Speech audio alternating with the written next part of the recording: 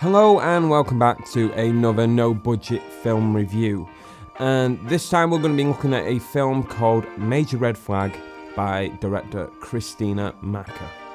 And before we get started here, I just want to apologise for the takedown I did of Lucas Disparow's horror stories, which, while I don't regret anything that I said, I do think that maybe my critique was a little too critical.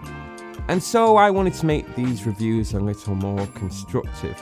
And whilst at first I was doing a play-by-play of the film's events, I actually wanted to break this down into a grading system across 6 categories of filmmaking.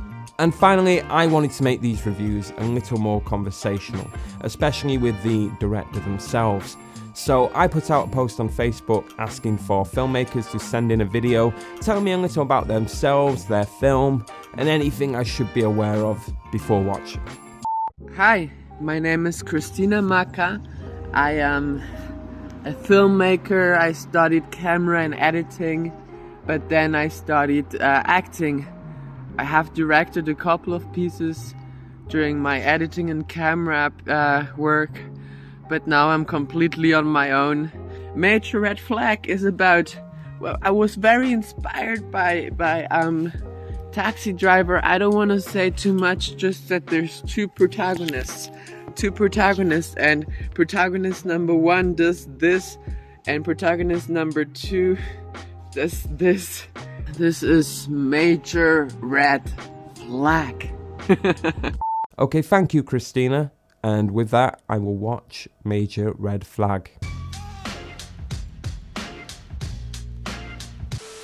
Let's talk about this film's strongest feature, storytelling, which I believe it actually executed quite expertly, which makes me more disappointed that some of the other elements of your film weren't executed to anywhere near this standard.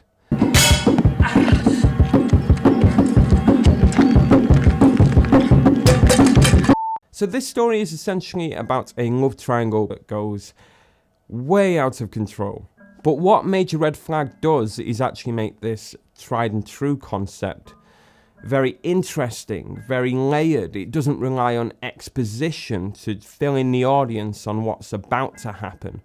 We get a real sense of character development and depth from the dialogue, which in the first scene is only about 3 or 4 minutes of time.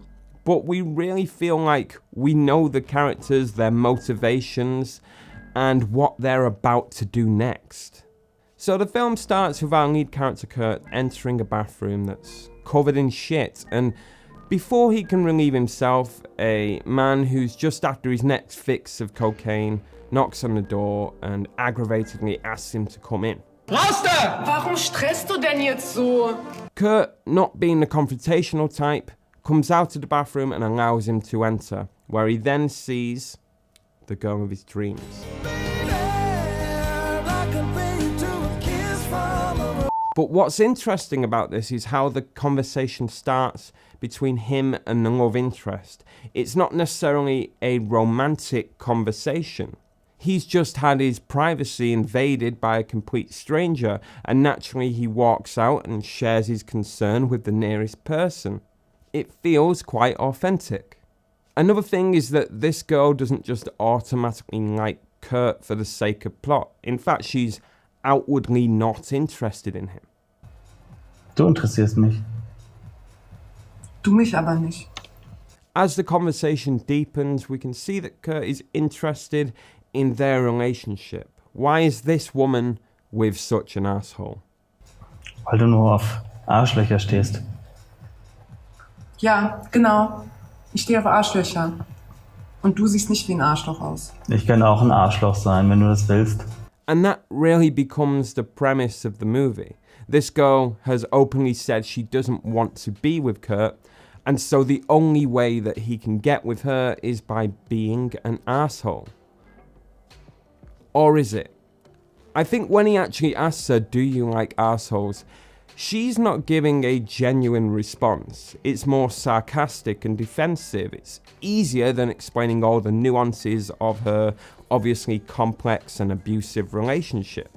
And it's quite interesting that Kurt then takes this on at face value and decides to change his entire life off what is basically a misunderstanding. Again, it's incredibly layered in its approach, and I wish that it carried on like this. But this first 5 minutes is really the peak of your film, which is great because this is the first 5 minutes that people will see. But unfortunately, as the film progresses, it feels like it loses itself.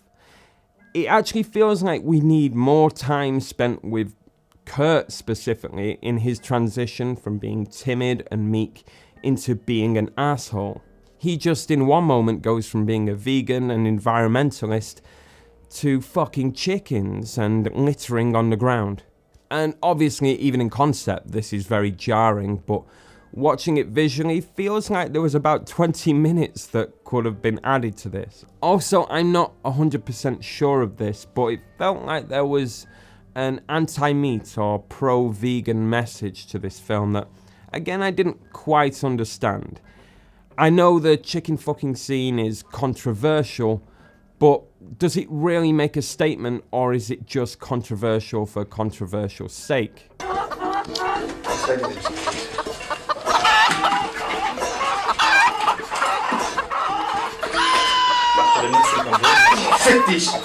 And there was also a scene where the director played a cameo that I quite appreciated, but it did feel a little disjointed from the film itself, and the reference to Taxi Driver now feels a lot more apparent. Redest du mit mir? Redest du mit mir? Weil ich sehe hier niemand anderen. Also musst du ja mit mir reden. So in terms of storytelling, I would actually grade this quite highly, if not only for the first 5 minutes of this film. A 7 out of 10 actually feels like a pretty good score for a film that includes chicken fucking. Okay, so let's talk about production value. And what I mean by this is, does the film look professional or amateurish? And unfortunately, I would say this film comes in pretty low on the scoreboard. There's simply not a lot of shot motivation or predetermined lighting choices. And look, the purpose of production value is to immerse the audience within your film and offer as little distractions as possible. And when I can hear your cameraman knock over something during a scene, it really does take me out of the production. Some of the camera movement was a little shaky and distracting, like in this scene. And don't get me wrong, I got what you were going for.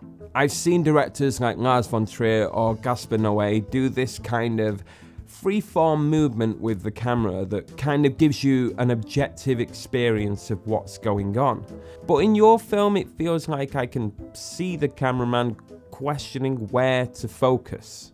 And finally, in terms of set design, I think the film felt a little held back. For instance, in this scene in the butcher's shop, I've never really seen a piece of meat that can levitate. So unfortunately, I would say in terms of production value, there's not much that elevates this past the moniker of no budget short film. I would say that the shots are in focus for the most part, but when that's my biggest compliment for the film, then I would grade this a 3 out of 10. So, cinematography.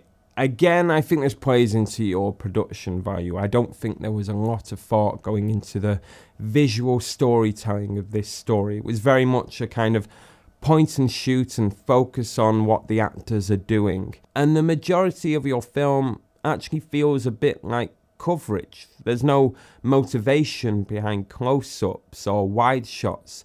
It feels like we're just capturing what's been written down.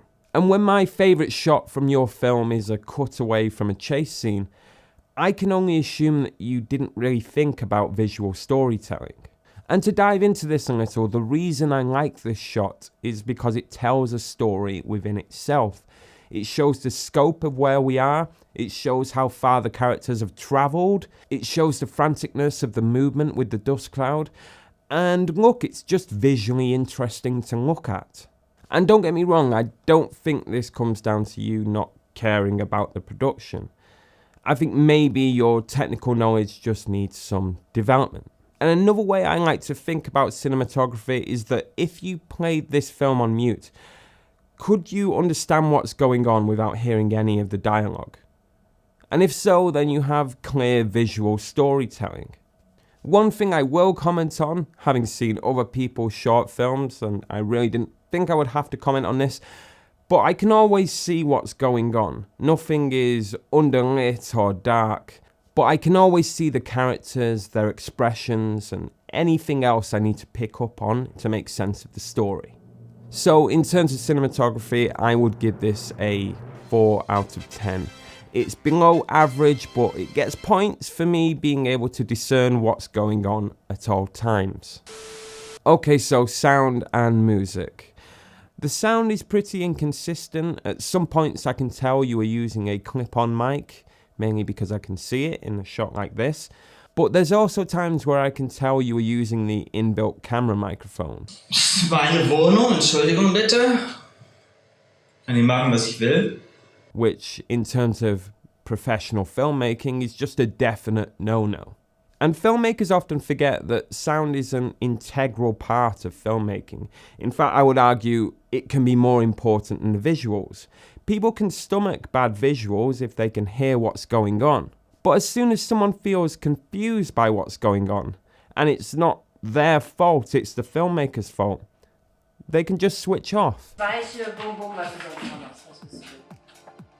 Siehst du, so. So.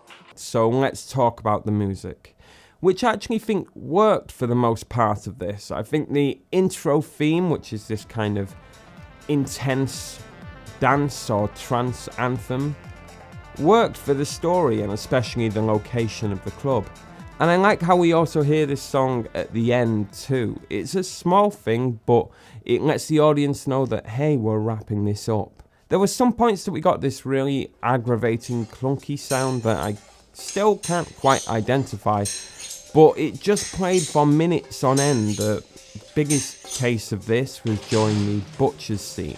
It felt quite overbearing and I didn't quite know the purpose of why you were using this. So in regards to sound, I would give this a 3 out of 10.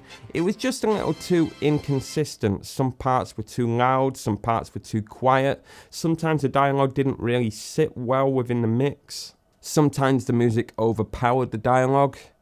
It was a lot. Okay, so acting. I felt like the lead character was quite wooden in his performance, and I think just from a casting perspective, he really didn't look like the person that would be in a club in the first place, but maybe things are different in Germany, I don't know.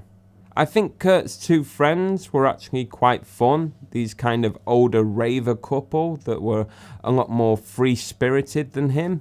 I think some of the actions you had them do, like dancing in the street, felt a little unrealistic, but I did quite enjoy these two. The main character, who I thought stood out, probably had some of the shortest screen time, but was the most effective just by his look and his tone. And this is obviously the butcher who fucks the chicken. I believed it. I genuinely thought you were a butcher that abuses his animals. So in terms of acting, I would give this a solid 4 out of 10. It was probably below average, but serviceable. I could tell what was going on at all times. I could tell how you wanted the audience to feel. I could tell how the characters were feeling. It just wasn't anything that blew me away, and to be honest, a lot of it felt held back by the actor's ego or pride. Okay, so editing and special effects. I think this is really similar to the way I viewed cinematography, in that it feels like a bit of an afterthought. It feels like it was cobbled together rather than it being a visual map of your film where people can feel visually and become immersed in your project. One thing I will say is that the edit served the story. And look, the story wasn't perfect. It was confusing in parts, especially with Kurt's transition from a beta male to an alpha male. But I feel like everything you wanted to convey was conveyed to me. Again, we had problems with the mix of the sound, but the flow of the story I thought was quite nice. There wasn't really parts that felt super long or super short. I would say the pacing was really good. The special effects definitely needed some work. These PNGs of chickens and hanging meat, I don't quite know what we're doing here, but I appreciate the effort. So I would give this a 6 out of 10 in terms of editing and special effects. I did actually like the way you presented the film, although nothing really remarkable stands out that I can pick up on in the edit. And special effects, they were kind of a letdown, but I'm not even factoring them into this. Okay, so Major Red Flag is the first one on the scoreboard here. And I'm going to be honest, I actually really enjoyed it. Despite the low scores in cinematography or production value, the story was actually interesting, and especially your intro scene, I actually really enjoyed. I thought it was very layered, quite funny, quite disgusting as well. But I could see a bit of something special in that. Maybe that is the Christina Macca in the film.